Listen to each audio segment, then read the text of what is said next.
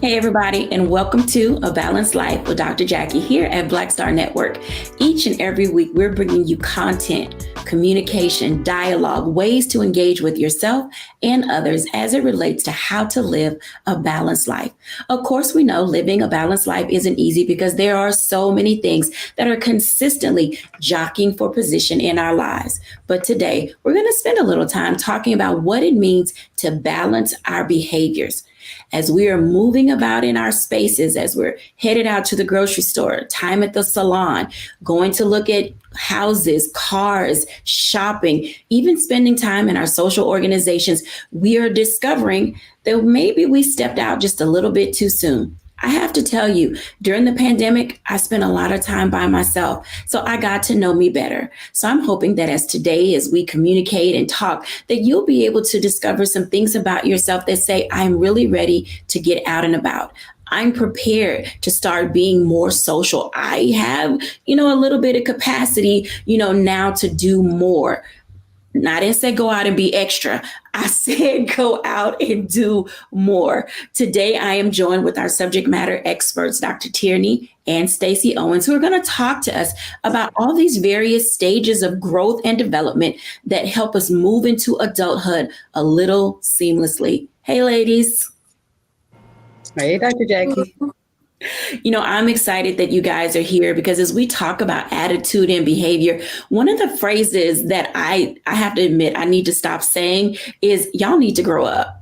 Because sometimes, how our petty ways just kind of kick in when we seemingly thought that we maybe have left them behind or closed the door to a subject.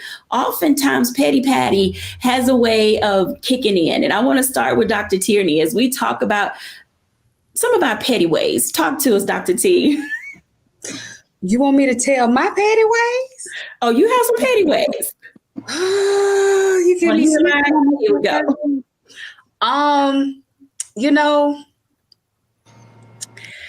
Which one I want to pull out? So I like to sometimes call myself Petty Betty.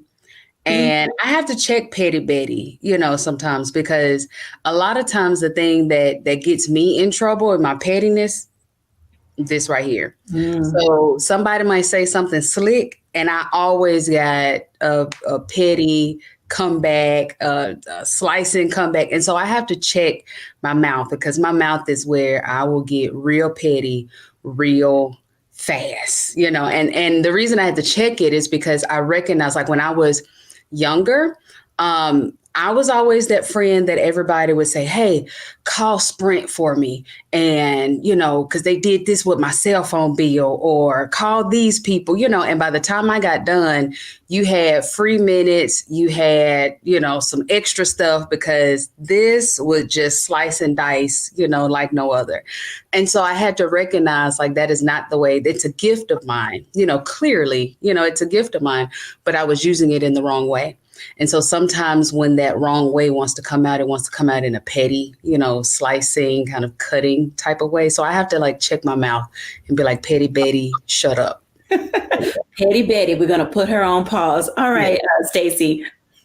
I mean, I think everybody has a little bit of petty in them, It's just how do you utilize it? Do you utilize it to hurt others? Do you utilize it for self-satisfaction or self-gain? Or do you utilize it because, you feel like your ego's been tattered and torn a little bit? So I'm like Dr. Tierney. You got to just keep checking in with yourself to say, why am I being petty at this moment? And I think it's something that you have to grow from because, I can remember in my younger years, well, let me go closer than that. I can remember Stacey maybe even last year.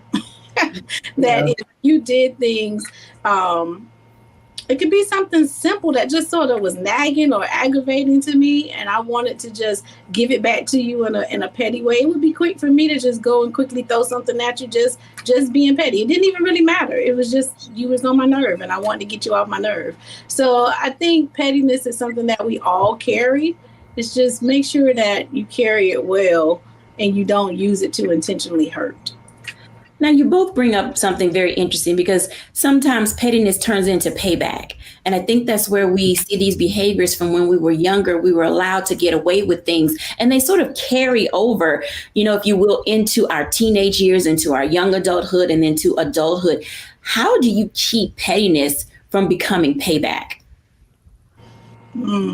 I think you have to know, like, I think you have to adjust with yourself and get to the point where you stop letting stuff bother you. Like, I think that's one of my biggest lessons that I had to learn is that the more, in those moments that I didn't know myself and I didn't know who I was, then I allowed things that people said to bother me. And then it made me feel like I had to get you back because I was bothered. But now, as I'm growing and learning more about me and I'm more comfortable in my skin, now I can let you say and do things to me that I can find another way of dealing with it. Just ignore you or just don't even have any care or thought in the world about what you're saying. So now I don't have to be petty to get you back.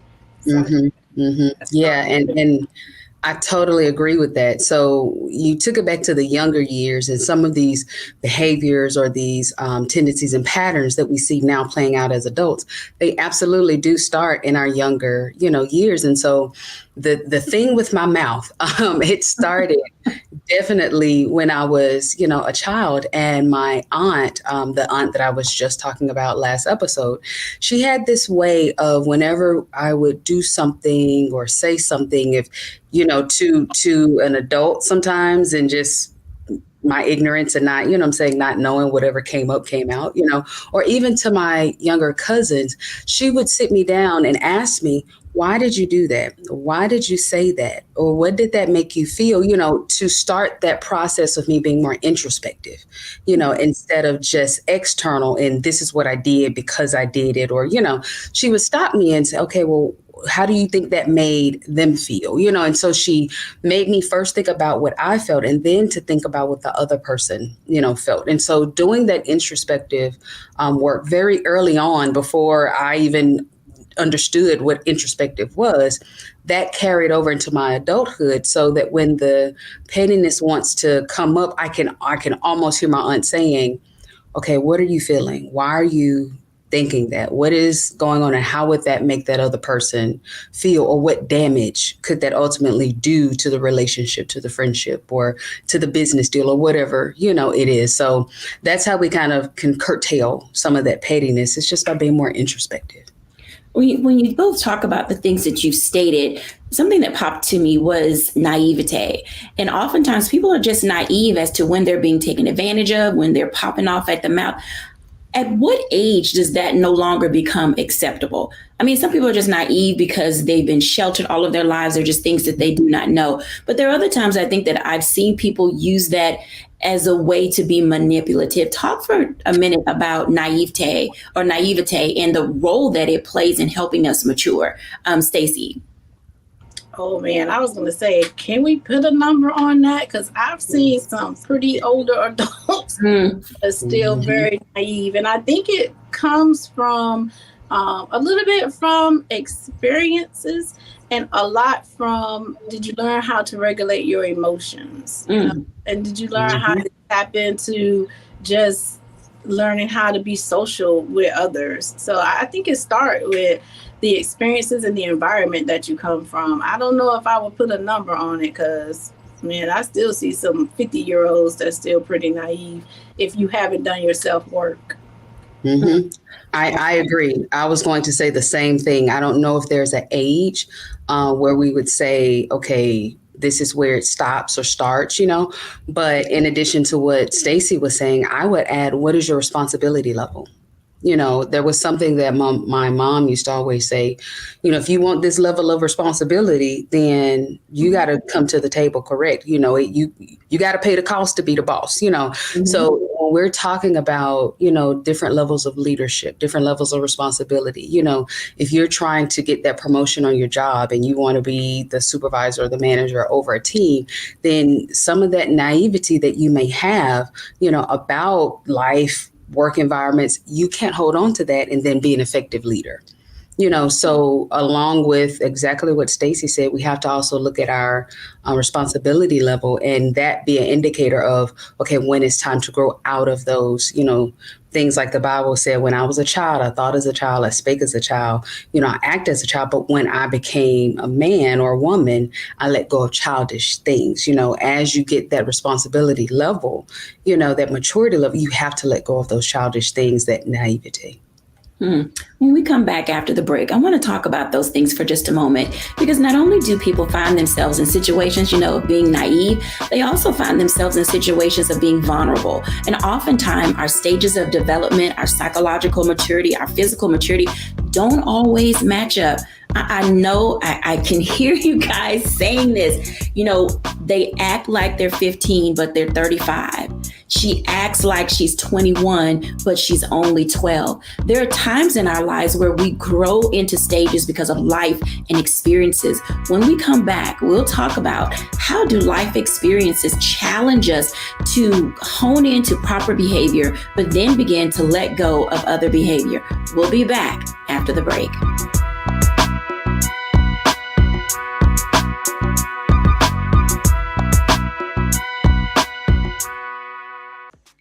Curl Prep Natural Hair Solutions at curlprep.com. I'm in shock. For curls, locks, braids, twists, and even those wigs and extensions. Women, men, and children are loving this line. Look at this video and you be the judge. People line up to see this product in action at hair shows, and when they take a seat and try it, they don't believe it's their hair. Buy the products at curlprep.com. It works on all hair types. Use code ROLAND, that's ROLAND, lowercase letters, to get a 15% discount. Parents, remove the ouch. You will love this system because you can comb the product through your child's hair with your fingers. It's all at curlprep.com. Use code ROLAND, lowercase letters, to get a 15% discount.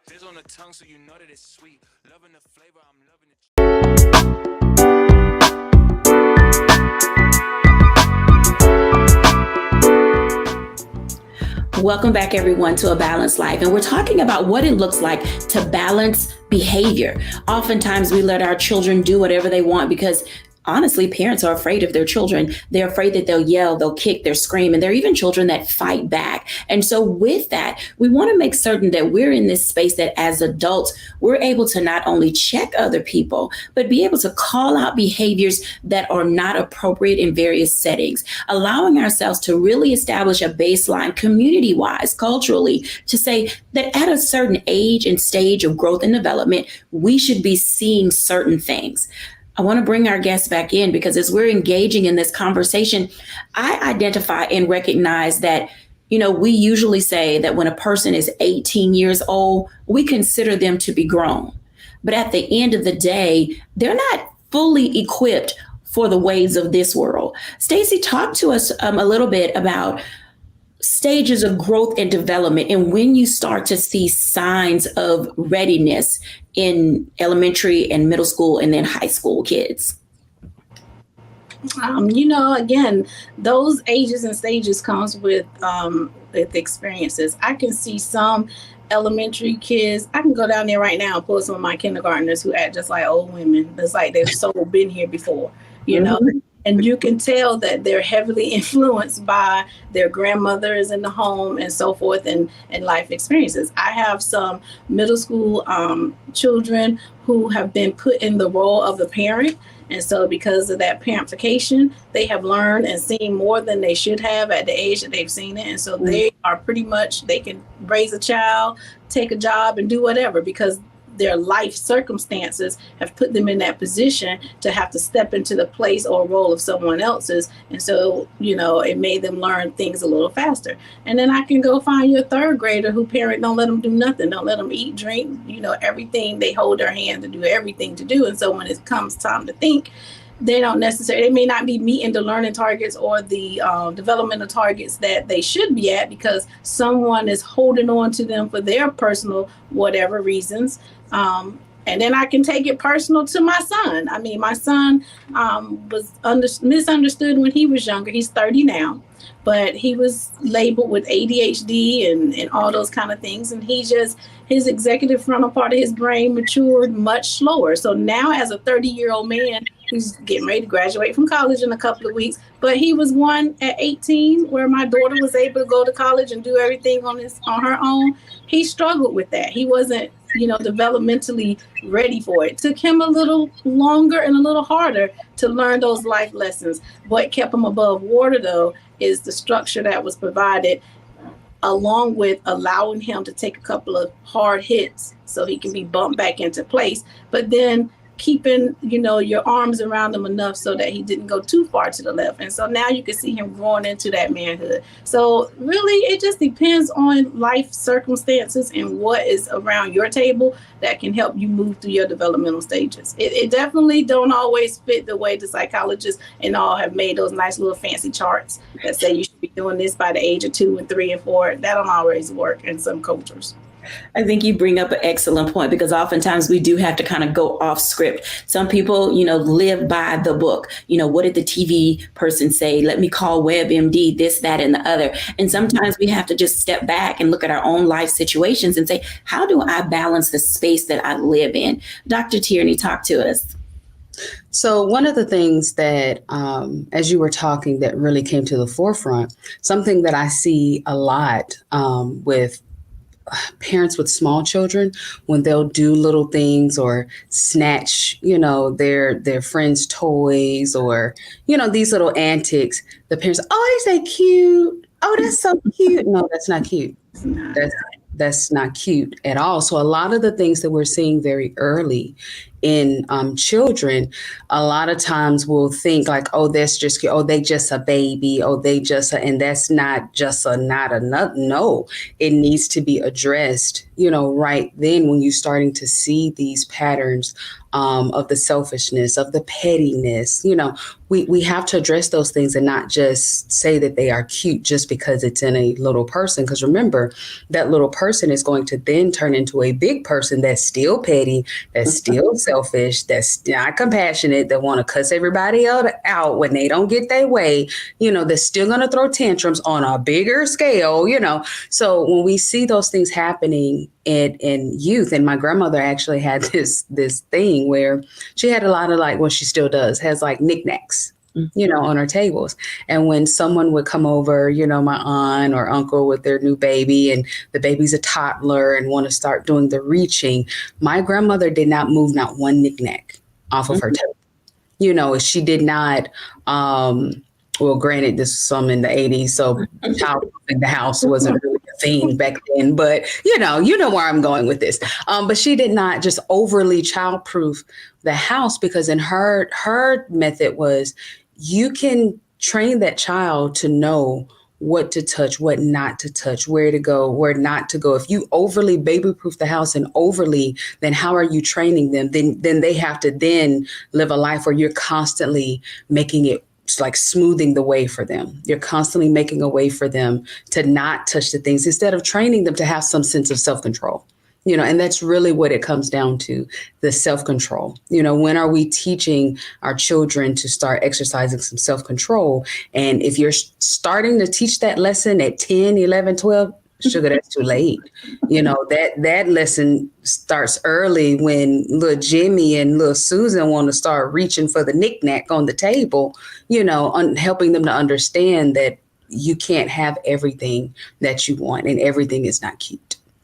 No, you bring up a valid point, because a lot of times the outgrowth of that is respect for self, respect for other people's property and other people's things. And even as an adult, I have stopped going to the grocery store. I have my groceries delivered, not because I'm bougie, but because the words, excuse me, I need to get past you, on your left, I'm right behind you, running over my heel with the cart. There's certain words in all communities that are no longer spoken. And it reminds me, in this dialogue that we're having today, that there just wasn't a lot of balance in the nurturing and the developmental stages of some people who just really don't care whether or not they're in your physical space. I know that books talk about you need to be, a couple of, 2 feet in whatever. You shouldn't be right here, in someone's space when you're talking. But oftentimes we don't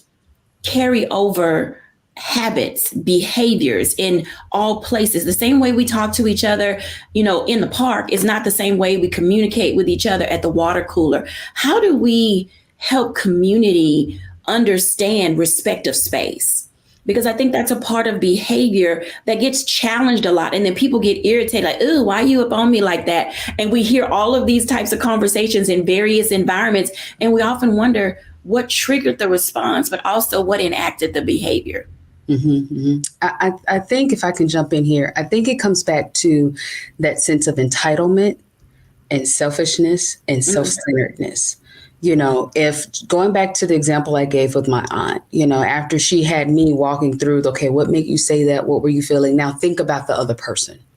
What are they feeling? What are they, and so we live in a society where everything is me, me, me, me, me, I, mine, and so again, if we're taking it back to childhood, we don't have to teach children to be selfish.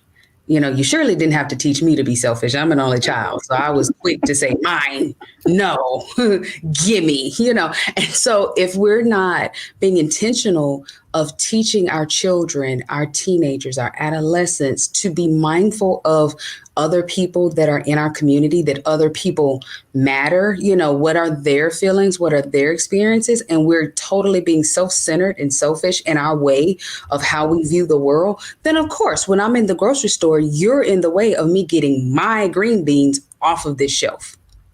And so I'm not thinking about how me being in your space is going to make you feel, or me running into you with the cart is going to injure your heel. I'm not thinking about you. And so that's what we're seeing a lot of, now of the adults that are still stuck in those selfish tantrum tendencies that developed as children.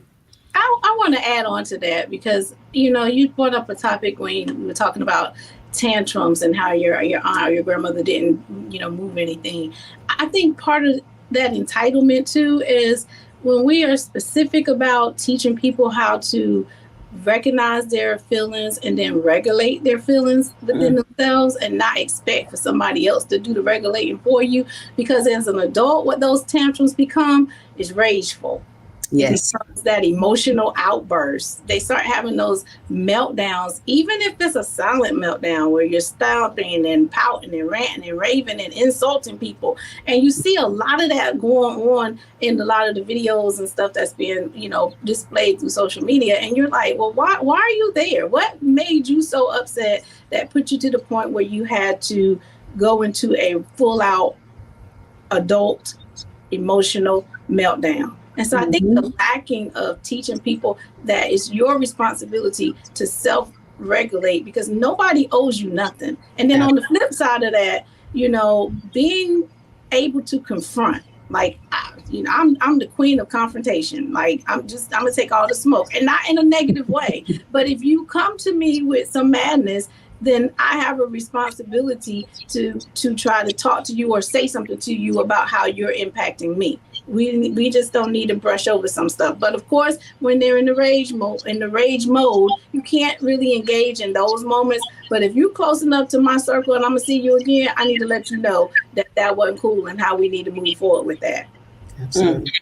I love this. So when we come back after the break, I want us to talk about that. We're going to dive into how do we manage the ranting, the raving, and the releasing, because each of those three things are different. And if we're going to heal from the hurt that other people have brought onto us by themselves not being emotionally balanced, by us not being in a mature space, then we really need to talk about how do we balance our emotions in order for us to have appropriate attitude and behavior wherever it is we find ourselves when we're back after the break.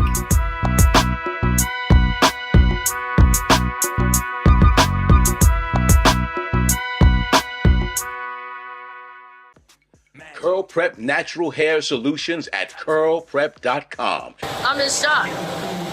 For curls, locks, braids, twists, and even those wigs and extensions. Women, men, and children are loving this line. Look at this video and you be the judge. People line up to see this product in action at hair shows, and when they take a seat and try it, they don't believe it's their hair. Buy the products at curlprep.com. It works on all hair types. Use code ROLAND, that's ROLAND, lowercase letters, to get a 15% discount. Parents, remove the ouch. You will love this system because you can comb the product through your child's hair with your fingers. It's all at curlprep.com. Use code ROLAND, lowercase letters, to get a 15% discount.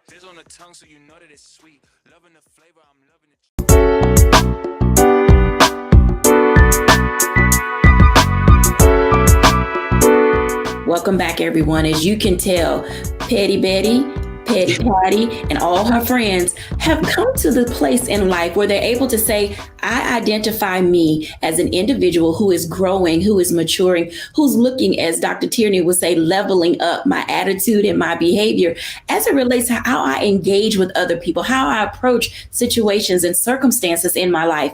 Ladies, let's talk about that for a moment, because the ranting, the raving, the raging is all a part of releasing, but there's a way to do that where it's not toxic.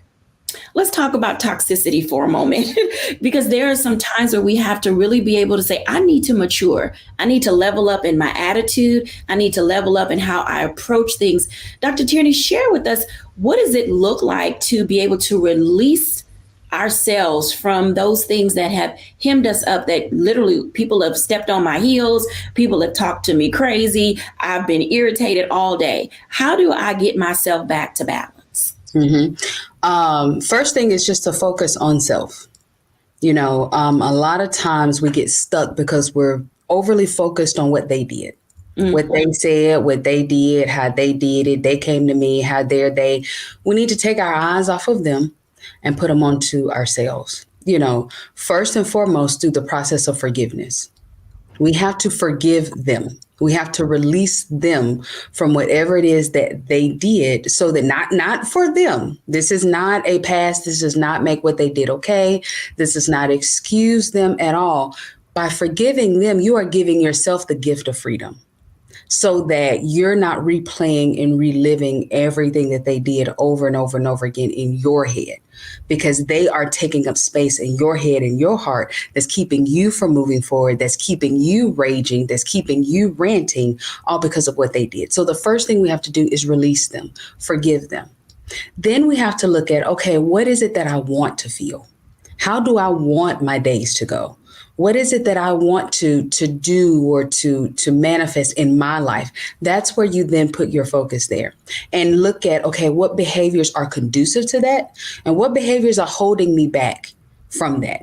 So it's at that place where you get to see, okay, when I rant and rave and go into a rage and all of those things, some of the people that I actually want to have in my life, some of the good opportunities that I want to see manifest in my life, those behaviors are actually pushing them away from me.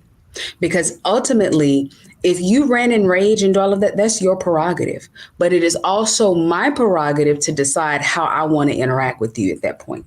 It's that job's prerogative to decide if you are still an employee, so you have to take ownership of that, let go of who did what and said whatever, forgive them, release them, focus on you, focus on your healing and what it is that you want to see manifest in your life, and then address those things that are not conducive to that and start implementing some things that are conducive to that. Let me ask you a follow-up question. How do you do that without being judgy? Judgy. Okay. You don't have to judge the person. So let's take it back to what I was saying about releasing and forgiving the other people. I don't have to judge the person and stand in judgment and what they said and they did. I don't have to do that in order for me to be whole. I don't have to judge. And when we judge, we sit in that seat where we say what they did was wrong, bad, good. We take the gavel in our hands and we make an assessment of their actions. You don't have to assess their actions in order for you to do what it is that you need to do for you. So we don't have to judge them in order for us to move forward. Now, often that happens because we are still sitting and looking at them and putting the focus on them. And we want to talk about them and we want to, how could they do that to me? Because there's some sort of retribution that we find when we do that. But we don't have to judge them in order for us to do what it is that we need to do. And even in you doing what you need to do for you, you don't have to say anything to them about it. You don't have to go to them and be like, you know what, now see, because you said it. So now we don't have to get the get back or the clap back or any of that, because all of that kind of sits around or in the peripherals of the judgment, so I may not be judging you, but I'm going to let you know sometimes it's best that you just keep it moving and keep it pushing, now, like my sister Stacy said, if this is something that needs to be addressed with somebody that is in your immediate circle, then that's a completely different thing. Well, we now have to have a conversation because now we have to confront some of the things that have happened, whatever the scenario was that we are in the process of forgiving, because we're going to move forward in this relationship. But if it's not, and it's somebody that what they do don't have no impact on you, then you need to keep it pushing, sugar, and don't even waste your energy or your breath trying to judge or anything about them and put your sole focus on you. Absolutely. Stacy. I was going to say that, if you come to me and you in a rage, I just got a lot going on in my life, right? So first of all, it's just certain things I'm not even going to engage in. So we teach kids here at Zecca that you have to be in control of your emotions, because your emotions are connected to a part of your brain that controls your thoughts. And when you lose control of your emotions, you stop thinking. So I'm going to realize that I say, if you come in here rageful, you're not thinking right now. So I'm not even going to engage with you. I'm going to tell you, when you get yourself together and you can have a respectful conversation, you can come back and have a conversation with me. But right now, I'm not going to engage in that. And if it's something that's happening in Walmart, I'm certainly not getting ready to give somebody time that's not finna put money in my pocket. So I'm just going to walk away from you, and you can stand over there and have all the rages and meltdown that you want to have.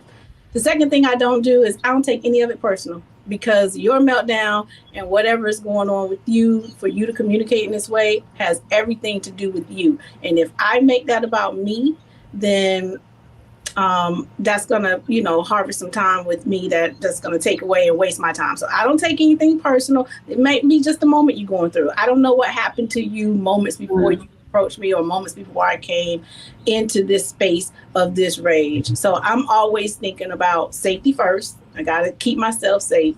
And then when I remove myself totally from it, I need to reset myself, because I'm sure it did some type of emotional trigger for me. So I need to go somewhere and have a kumbaya moment, take a couple of deep breaths, flush it out of me and release it back into the world, and not allow it to absorb me. And I don't do any of that with judgment. I just like to say, it's you. Like, what is it about you that make you communicate like that? I got to keep it off of me.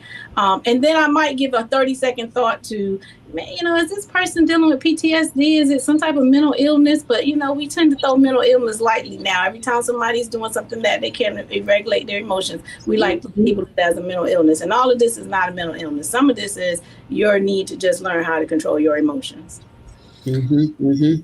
And I was going to say, if I could add something else to that, once I in situations like that, that's why I have to put a rope around Petty Betty, because Petty Betty wants to jump in and, say something. But if I can rope Petty Betty in, which I'm pretty good now at roping Petty Betty in, then I can pull out Praying Patty.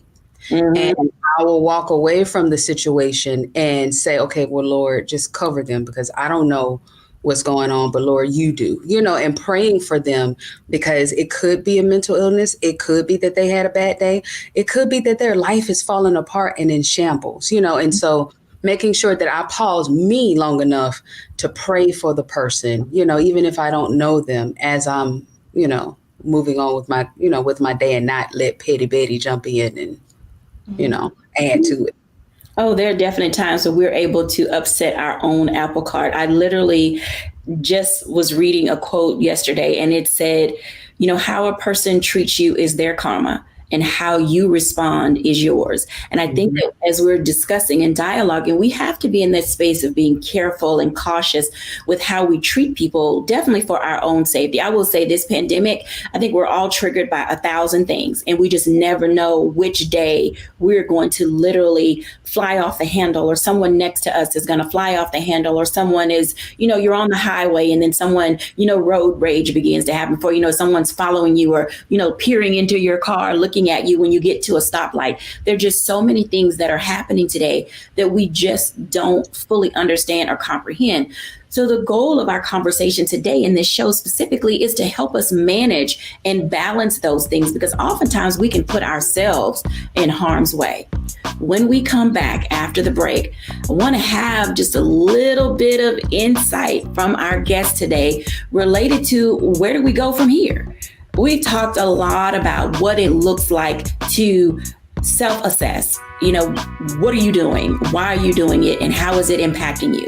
But then the second side, the flip side to that is, how is what you're doing impacting other people? And honestly, do you care? When we come back after the break.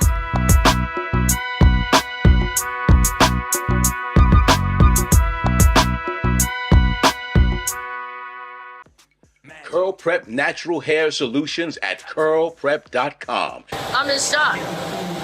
For curls, locks, braids, twists, and even those wigs and extensions. Women, men, and children are loving this line. Look at this video and you be the judge. People line up to see this product in action at hair shows, and when they take a seat and try it, they don't believe it's their hair. Buy the products at curlprep.com. It works on all hair types. Use code ROLAND, that's ROLAND, lowercase letters, to get a 15% discount. Parents, remove the ouch. You will love this system because you can comb the product through your child's hair with your fingers. It's all at curlprep.com. Use code ROLAND, lowercase letters, to get a 15% discount.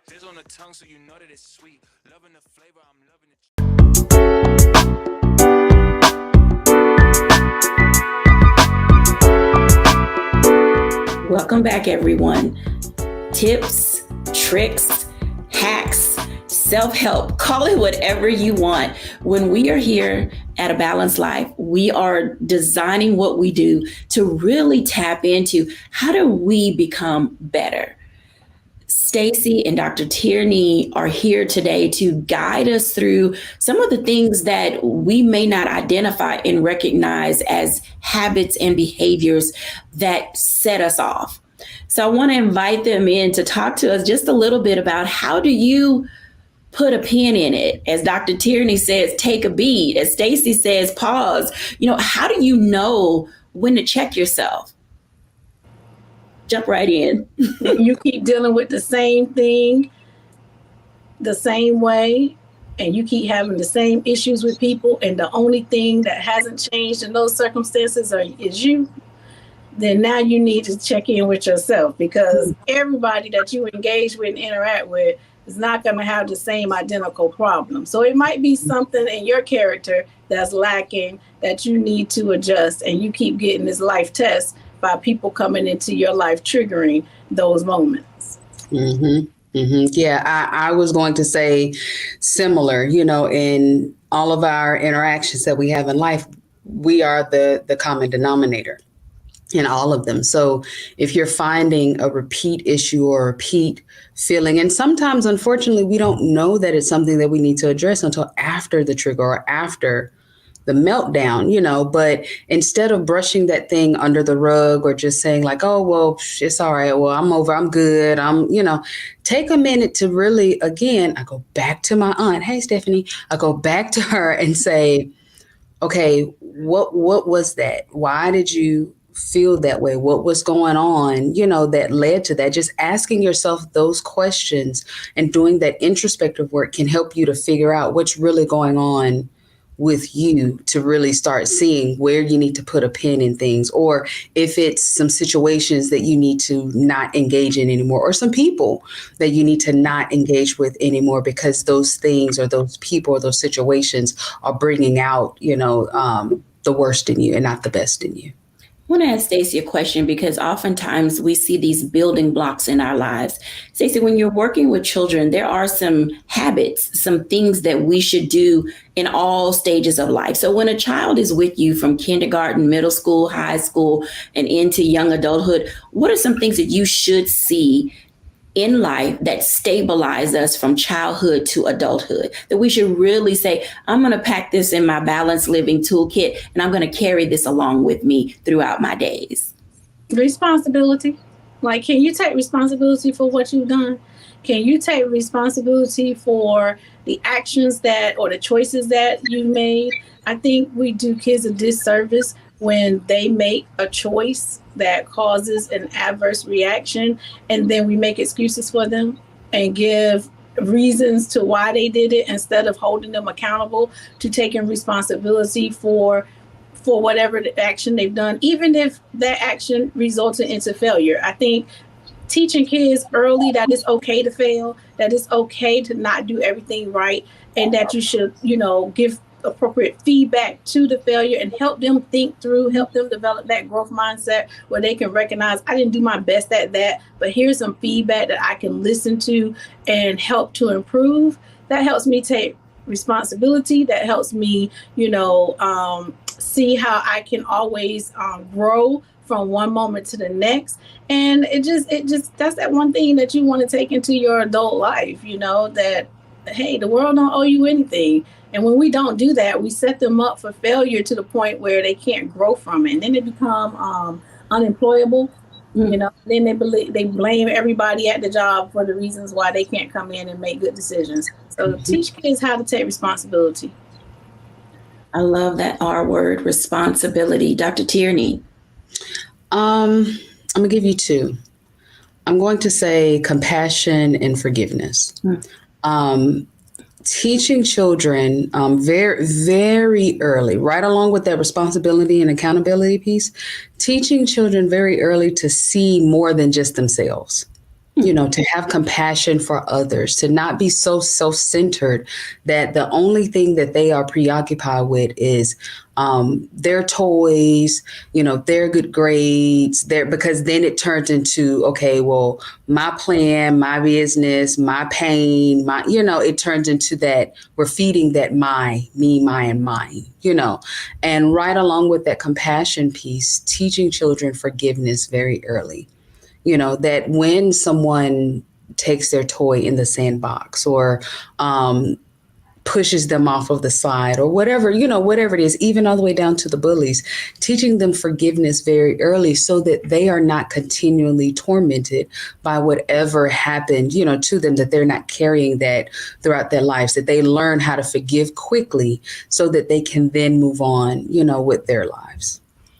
I wanted to ask you both your impression on the role that self-esteem plays in balancing behavior, because oftentimes people do or say things or respond or react in a certain way because of how they've been treated, whether it's been good or bad. What role does self-esteem play in creating balanced young people as well as balanced adults? Stacey? Oh, that self-esteem is paramount. I mean, it's key because it starts with knowing who you are and believing in who you are. Because if you don't know who you are, and if your self-esteem is low, you'll believe whatever garbage people put on you and near you and in you.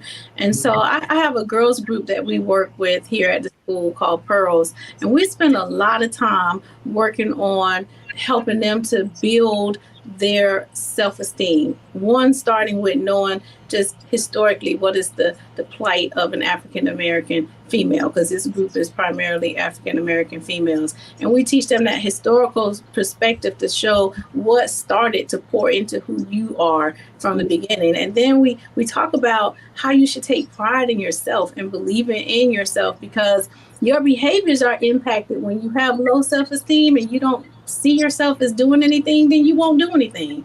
You won't interact with anything. Your behaviors kick in because you don't have anything to be prideful for. You don't have anything to look up to. You don't have anything to label that respect towards for yourself, So self-esteem, if you don't have it, oh man, that can hold you back from being able to just do whatever. I think connect to your self-efficacy.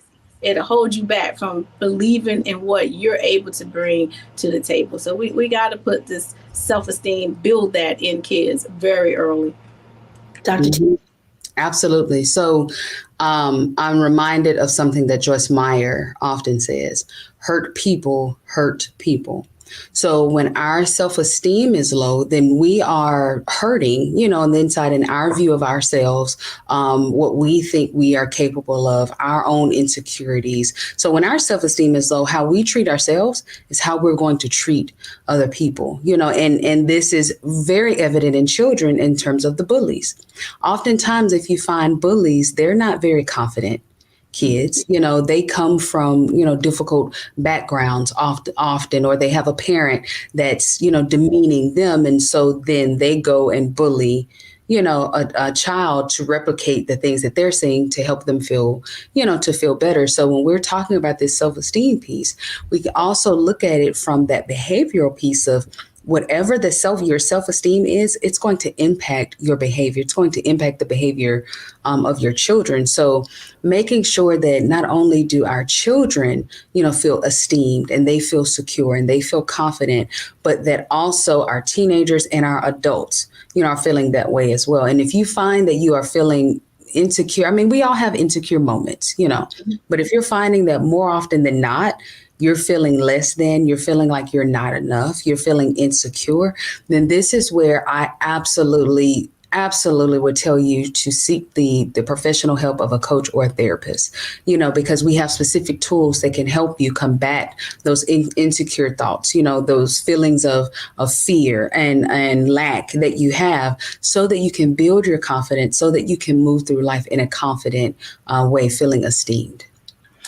In social media, on our phones and many of our devices, we have emojis. And I remember, in school, and we're teaching about temperament and behavior and all those things, they would put up the little chart and it would ask you, are you happy? Are you sad? How do you feel today?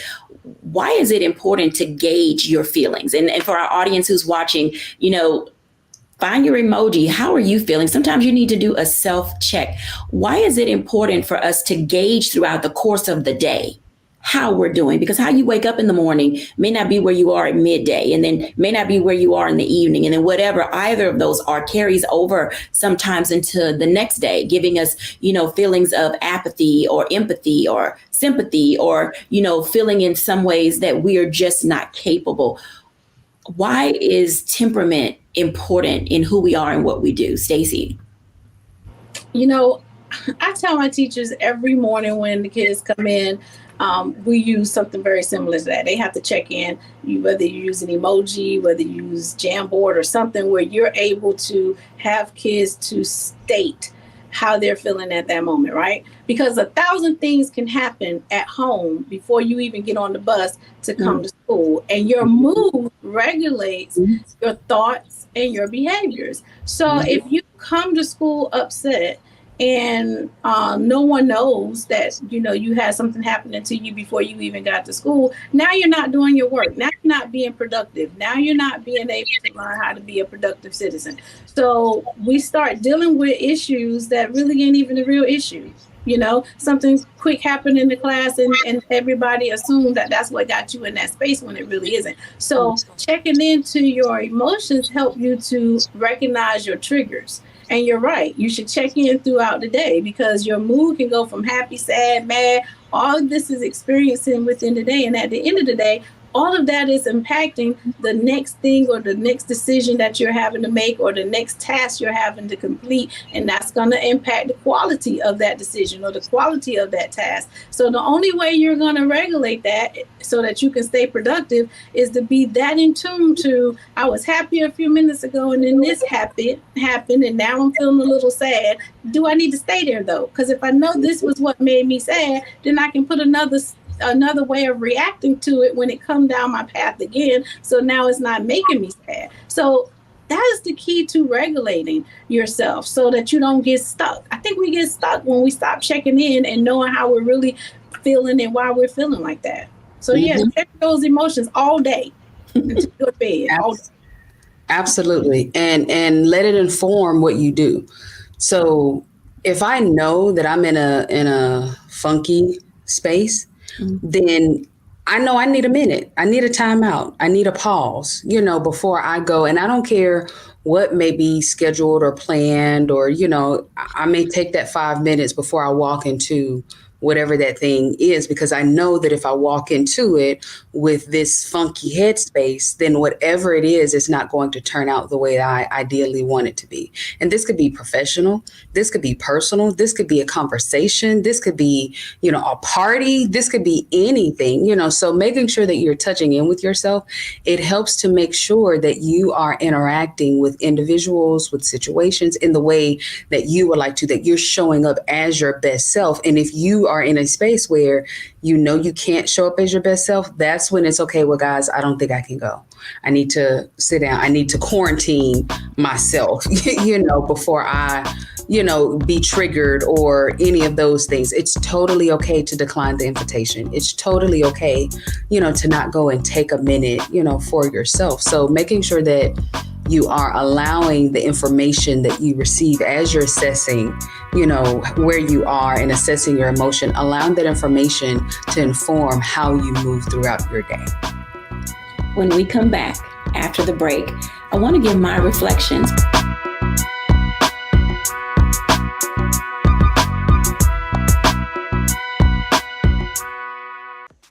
Curl Prep Natural Hair Solutions at curlprep.com. I'm in shock.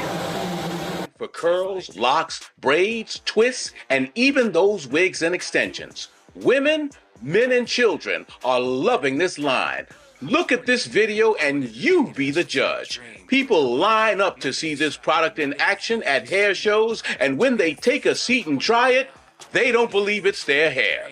Buy the products at curlprep.com. It works on all hair types. Use code ROLAND, that's ROLAND, lowercase letters, to get a 15% discount.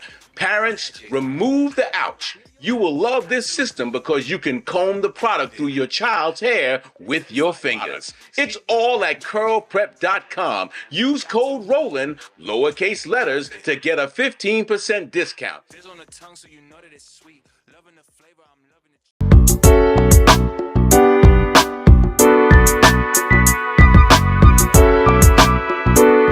Welcome back, everyone. As you can tell, balancing your behavior oftentimes is difficult because we cannot always pinpoint what made us do what we just did. And we oftentimes are not able to put a pin in what made us feel the way we just felt. But there does come a time when we have to sit back and do some self-reflection and, take a look at who we're in the process of becoming, but also looking at what shaped us into who we are today. Attitudes and behaviors are about how you feel and what you do and how you respond to those things that come into your space. But most importantly, it's also how you go into a space. We've heard a lot today about what it means to regulate who you are so that you can leave a place or space better than you found it. So today, if you're being challenged and you're not really certain of where you need to be and things are not looking quite as rosy as you believe they should, I hope that the one thing that you caught today was that life isn't perfect and no one is expecting you to be. The key is being able to marry all of the things together that we face on an ongoing basis from childhood to adulthood. We are in the process of being. We're in the process of doing. We're in the process of accepting responsibility and ownership for a single entity, which is self. Today, go out and do better and be better, that your life can be reflective of who you want the world to see, but then also who you want others to become from having been in your space. Thank you all so much for watching A Balanced Life here at Black Star Network. Bye now.